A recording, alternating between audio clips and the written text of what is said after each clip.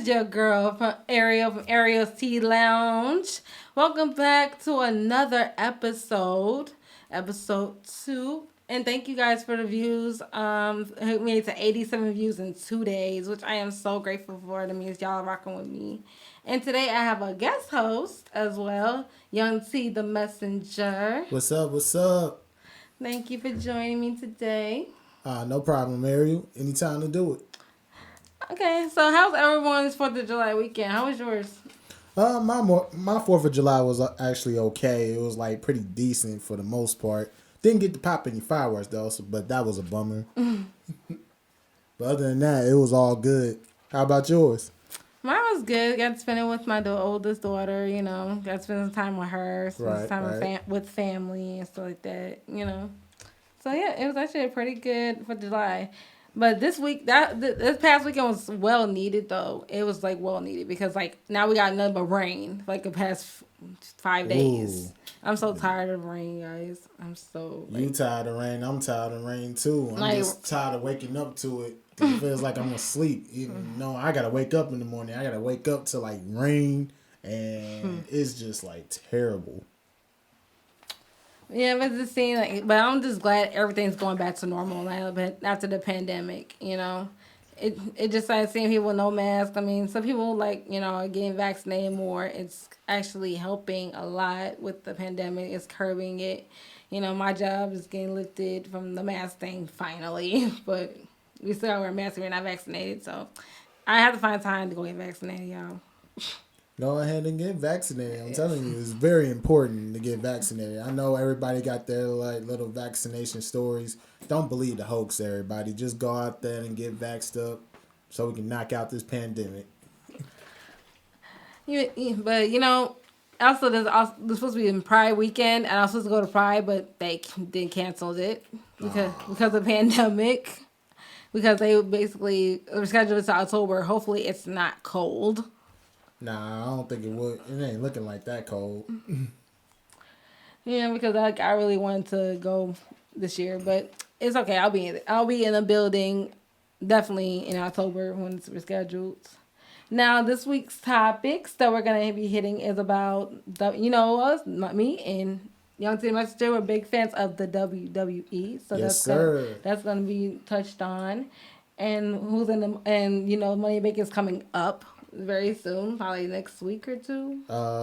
Actually, yeah, this coming Sunday. This coming Sunday, okay, definitely. And then we're gonna talk about the collapse of the condos in Florida. Man, that's crazy. Yeah. Just out of the middle of the night, it just collapsed. And then, so without further ado, let's get into it. So sit back and enjoy the show. Alrighty. So this week in WWE was certain matches have been officially scheduled as for Money in Bank. The first match we have is Kofi Kingston and Bobby Lashley. So what are your thoughts on that match? I'm looking forward to that match. I mean, Kofi Kingston, already a former WWE champion, trying to get back to that level that he was back in 2019 when he took it off of Daniel Bryan. And then you got Bobby Lashley, who's obviously been dominant ever since he won the title. And I'm just looking forward to a good match. I don't know who I got to win in that mode, though. In my opinion, I say Kofi Kingston is definitely a good contender for this match as well. Definitely when he beat Daniel Bryan for it, because everybody felt I felt like he was slept on. Mm-hmm. Basically, Kofi Kingston was very slept on. Everybody knows him as being in the group called the New Day. Yep. And just seeing how much support and love he has from fans and his teammates, even though they're separated, Biggie got sent to another show. Yeah. I mean, that breakup was going to come to happen, but they're still the New Day with or without each other, Yeah, for those who don't know how the New Day broke up, they were basically separated through the draft last year with Big E staying on SmackDown, and Kofi Kingston and Xavier Woods, they ended up going to Raw together. Yep. But they're still New Day, they're still friends, which is a good thing. So, but yeah, when it comes to Bobby Lashley, Me and him do always be at odds when it comes to Bobby Lashley because I feel Bobby Lashley is just it's not even worth a conversation. I feel like I don't even get what she's talking about. Really, I don't think Bobby Lashley has been like pretty much. I Slept always on loved him. again. I felt like I felt like he's always been a good wrestler to me. Obviously, the black version of Brock Lesnar, which I'm still Right. hoping for. Which I'm still hoping for that match to ever happen between him and Brock Lesnar because I want to see how both of their styles be together. I want to see who better. But you can't deny it. Bobby Lashley's been on the roll. Yes, he has been on the roll, but he also has shown that he can't be on the roll without help. Yeah, that's unfortunately true. MVP getting involved in his last match showed that wise, but that's wrestling. You already know that's heel stuff. Yeah, and just saying, hopefully this match goes clean. I do hope that King and Kofi Kingston is my bet to win the WWE title again. That's what you hoping for. Nah, yeah, I'm hoping. I always go for the underdog, so I think Bobby's gonna keep this one. I think Kofi will put up a good match. It'll be great competition for a little bit, but I think Bobby Lashley's gonna be too much for him in the end. we'll see. Hope and let the best man win. Okay. And then on to the next one. I did have the SmackDown Women's Championship match that was scheduled, but it just recently got canceled because Bailey is on injury for 9 months. So prayers are going out to her, hopefully for a speedy recovery. I mean, maybe this was a angel in disguise for her, you know. Nah, I mean, Bailey, say like a hater, she basically carried the women's division in SmackDown ever since the pandemic started. So, hopefully she'll get better and back to action soon. But right now, send the prayers out to her. Yep. So they just scheduled it for a regular show with Carmella. Like, really, WWE. Y'all picked that. Carmella of that all so much. people to go against Bianca Belair. Especially Carmella coming off of back-to-back losses to Liv Morgan. I was thinking, okay, Liv Morgan should have gotten a title shot over Carmella. Carmella should have stayed. I totally agree on that. Like, I totally agree because, like, even though Sonya Deville said, you know, Carmella's coming up for that title shot, it's basically, and then Liv Morgan took Carmella's spot. I mean, I just think that's kind of backwards. Well, it's kind of backwards, but it's obvious to me that I feel Sonya Deville is showing favoritism, obviously. See how she did it with Charlotte on Raw? She gave Charlotte so many opportunities when she should have been suspended. So I figured she would probably do the same with Carmella and give her a title shot just because she liked her. I mean, Carmella, I'm not downing Carmella as a bad wrestler. I'm not downing her as anything. I just feel like she's just not there. I just think she's not that good. I think she just still need to work herself like during the matches. But well, that's why we're here and they are there. You already know. Yep, and then we have the women's Money in the Bank ladder match. We have Asuka, the Empress of Tomorrow, which is a favorite of mine. Mm-hmm. And then we have Liv Morgan, like who we were just discussing from the Riot Squad. I'm sad they broke up. Like WWE did not have to break them up like that. Well, the way they broke up was basically due to Sarah Logan. She left first, and then Ruby Riott, she got released. She just got released as one of the latest cuts that WWE has made. But I obviously miss her. She's a local girl. Well, kind of local if you think about Indiana. She's from Lafayette originally, and she was always a favorite of mine. So I was bittersweet to see her go. Yes, it was. But Liv Morgan is carrying the group very well, you know, and I kind of hope that she wins, you know, but if she doesn't, I know she's going to at least stand a long time, you know. Okay. And then we have Naomi, the Glow. Yes, Naomi is always a tough one to figure out in the match. She'll be there for the acrobats. You know how she is. Yeah, Naomi, y'all, if you guys remember, she is also the wife of Jimmy Uso. Mm-hmm. And she was also part of the group called the Funkadactyls back in the early 2000s. Somebody call your mama. And then we have Nikki Ash, the almost superhero. I hate this Nikki Cross. I just do. I hate that they changed her, but I understood why she went with the change. But it just don't fit her. It's just like so weird to see her from where she was in Insanity to see her in a superhero suit. I'm just looking like, what the heck? Why are you changing yourself into a superhero? But I get it. You wanna cater I more to the mean, kids and yeah, everything. they're giving her a push, which I'm glad for. But I think they should have pushed her when she was with Sanity.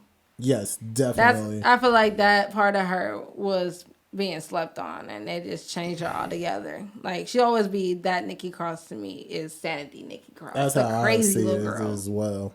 And then we have Zelina Vega.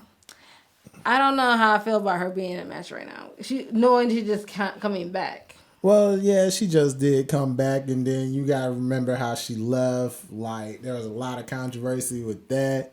Like with her contract and stuff like that. Yeah, it's curious. I see her as the dark horse in the match because she's been out for a minute. Right. You don't know what she could have added on to her repertoire, what she may have not have. But I'm looking at her as probably one of the favorites to win. Okay, and then we have Alexa Bliss. What you think?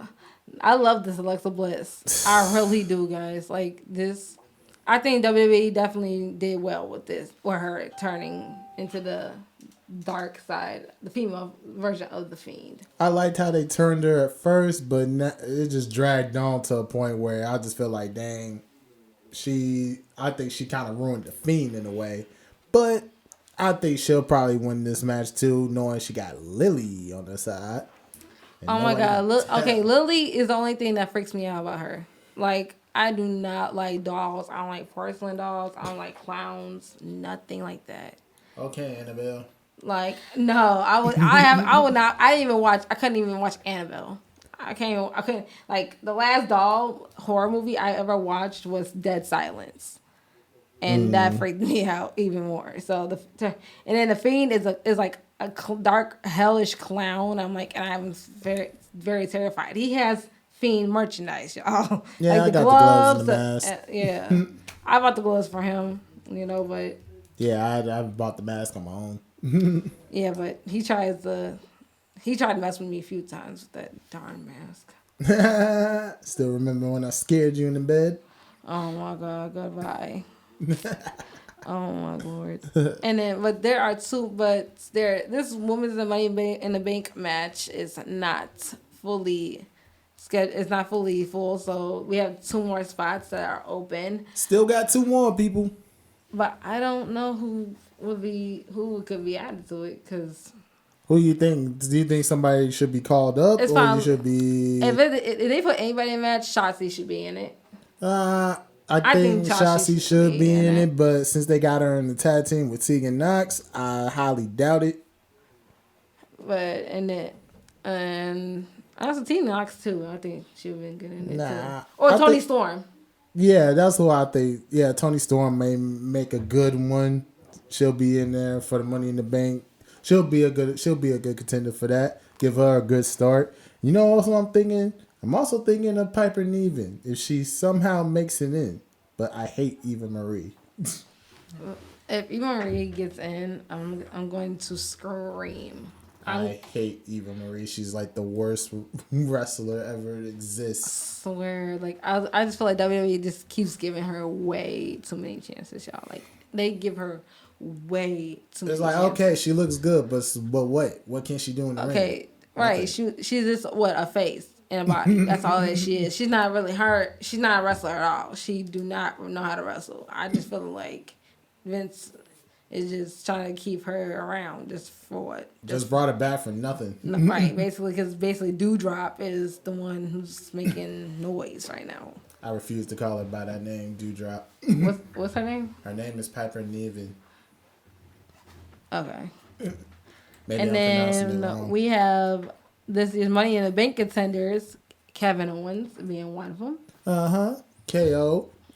Kevin Been in Owens plenty of has matches. definitely grown on me as a wrestler. At first, I didn't like him. You didn't never like the aggressive types at first. No. Okay. Don't know what you're missing. Okay.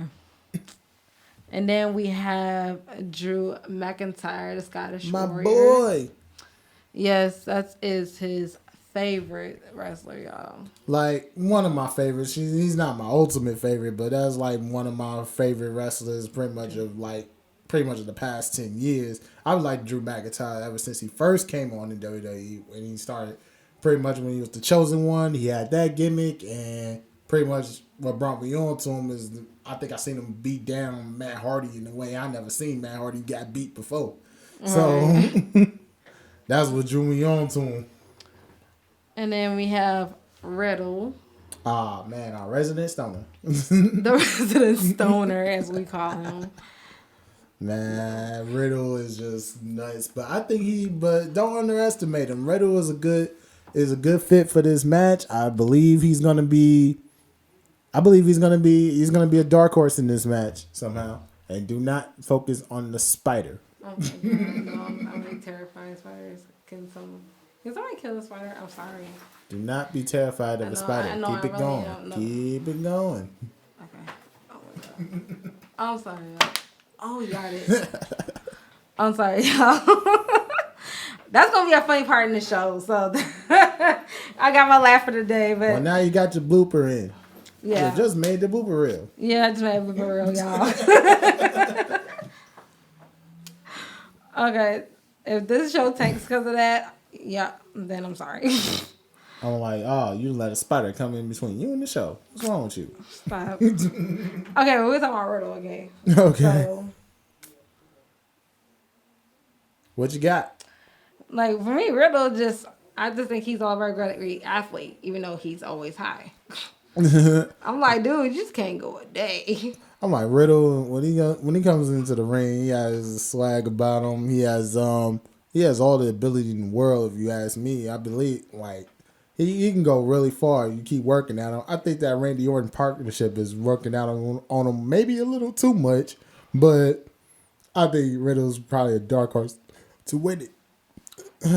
And then we have Ricochet. Oh, yeah, Ricochet is my boy. I like Ricochet as well. Like, I just feel like he's a great high flyer. He's entertaining. He's electric. But I just feel like they just keep sleeping on him. Oh, yeah. Considering he ain't been sleeping on this man ever since he was in NXT. I still remember the last ladder match he was in NXT. And he totally tore the house down in that match. And right. I believe Ricochet can obviously win this match. But I don't know. I don't know if he will win, but I certainly would love to see him win. And then we have John Morrison. Johnny Drip Drip. Johnny. I hate that name they gave him. That little whack little rapper name when they were going against Bad Bunny and stuff like that. They started calling him like MC Miz and like Johnny Drip Drip. No, WWE should have just left that name alone. Nah, but I think John Morrison got something to prove in this match. If he wins Money in the Bank, I would actually love to see him win Money in the Bank, try to get out of Miz's shadow, and hopefully fulfill that potential that he was when he first re-signed to WWE. Because we seen him in Lucha Underground, and we seen how better him and Ricochet was. Right. And we're just like, you know what? He needs to be that. I'm thinking he needs to be that John Morrison in order to really make it, to really win. Yeah, but we'll see. Like, he's like also an underdog as well. And then we got Big E from the New Day as well. Big E doing big things. Yeah, Big E's been around since the early 2000s as well. And I feel like he has a lot to prove as well. Well, Big E, considering, yes, this is his first time on his own, I feel like Big E needs this Money in the Bank to solidify his own run so he can be like, okay, he's on his own now. He can be taken seriously as a top contender, maybe for the Universal Championship or the World or the WWE Championship. But I can't see him on Raw, so I guess he'll probably be going after Roman sooner or later. Yeah. And then we have Shinsuke Nakamura. My boy Shinsuke. I love Shinsuke. You know, everybody I feel like he's the Japanese Michael Jackson. Like, that's what I call him. That's what he That's what feels. he That's that what he the feel like when leather you see the him leather swinging around. outfit he wears reminds me of Thriller. And then he flexible like Michael Jackson. He throws like it just nuts. His energy is just like Michael Jackson, but Japanese in a way. That's why I first thought of him too. But I'm like, Shinsuke is pretty much to me. He's like one of the top fighters in the world. Not only for the dances, he's also known for the fighting right now. So get that right. So I got Shinsuke to win, to actually win the Money in the Bank match. That's my I don't know. ultimate favorite. Yeah, I think Shinsuke. It's between Shinsuke and Drew McIntyre. Yes, Shinsuke and Drew, and also you forgetting the architect, Seth Rollins. Yes, he will be also in the match. The Messiah complex. I'm still going. Everybody's been getting on me about the Messiah complex. Like everybody's saying, like, why don't I like the Messiah complex? I just say like it was good when it first came out. I was like, okay, this is kind of, but now I'm just like, okay, so over it. Okay, can you change him up again? I've always hated Seth Rollins as a heel because his He's heel always been a doesn't make face sense. of the company. No, it's not. It's not because he has always been a face. I just felt like his moves don't match anything of a dirty person that can do. Like I feel like if you build him as face, keep him there because that's as good as he's gonna get. Because to me, if you feel like if you're trying too hard to be a bad guy, you're not naturally a bad guy at all. So that's how I always felt about Seth Rollins. But he's has gotten it done. I respect the way he's gotten it done. Also, he has won Money in the Bank before, back in 2016, and he also has like a memorable moment cashing in on Brock and winning the WWE title. Then, Yeah, so that's true. so Seth Rollins definitely has some experience going in for him. Okay, and then we have the WWE title match. Edge versus the tribal chief Roman Reigns. What did you expect out of this match? I think Edge has something to prove. Yes, he does. I feel like Edge really does like need this push because like Roman is a good athlete, but Edge has been out for like I said 11 years. And 11 years is a long time to be out and then try to, come back and make a name again for yourself. Yes, it is. I mean, after that neck injury he suffered, he built this all the way back. But I see Edge now. The way he's going in now, he's determined to win that title. He's going to really go through the bloodline just to even get that title. If you've seen SmackDown the other night when he basically obliterated the Usos.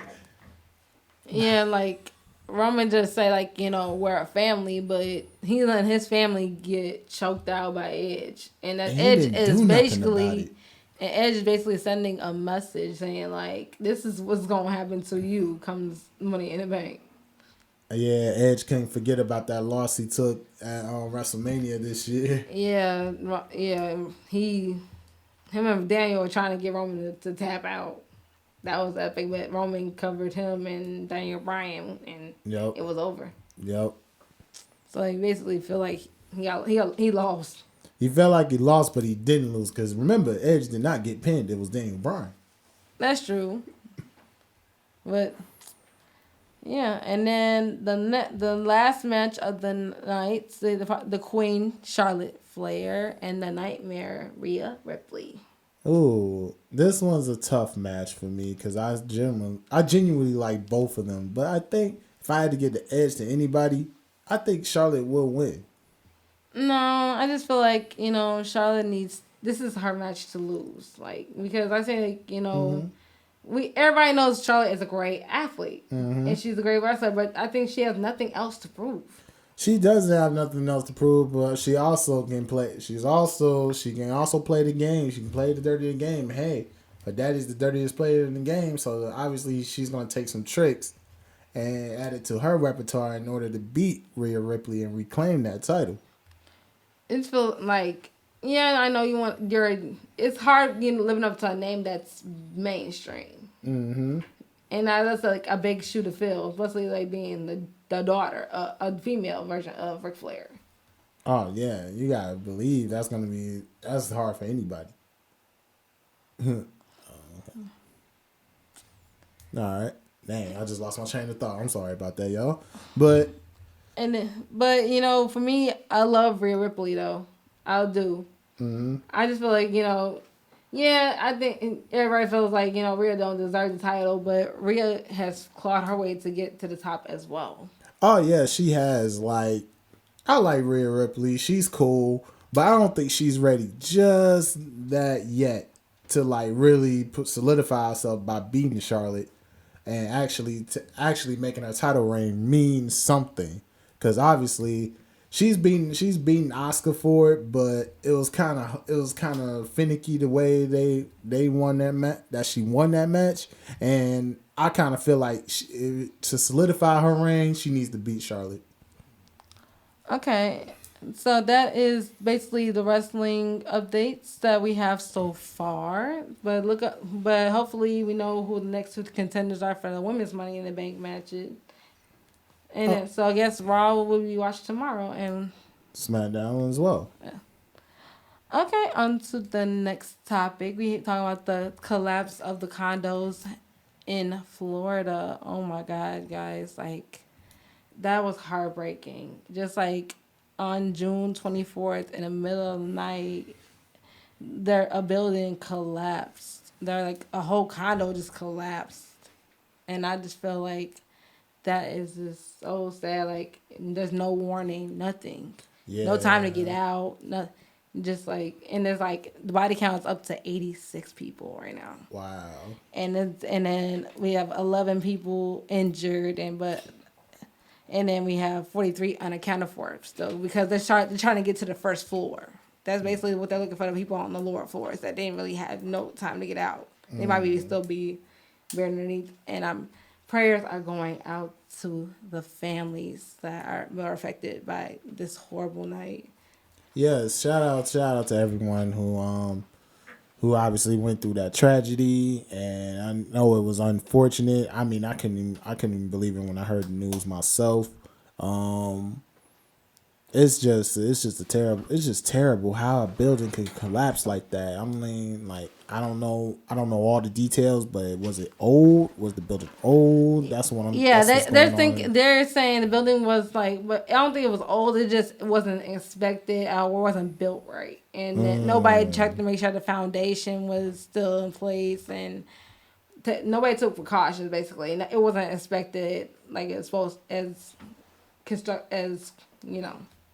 annually or something like that. Okay. So Sounds like it could have been. I think it could have been avoided, definitely. Oh, it definitely could have been avoided by like you said, regular checks and right. everything. And they're talking to the mayor about that, and the mayor just saying is like basically, and the person on the radio is like he's passing the buck to other people. I'm like, oh yeah, that's not a good look. it's not, and I feel like I just hope like these families are compensated for their losses, and they're also like looking into the other condos in the area to make sure they're up to code. There's one building Right. that wasn't. Some people are sleeping in their cars. Some people have nowhere to go because like a lot of these buildings have not been inspected at all, to the point that they're going to end up just like the one that just collapsed. Wow.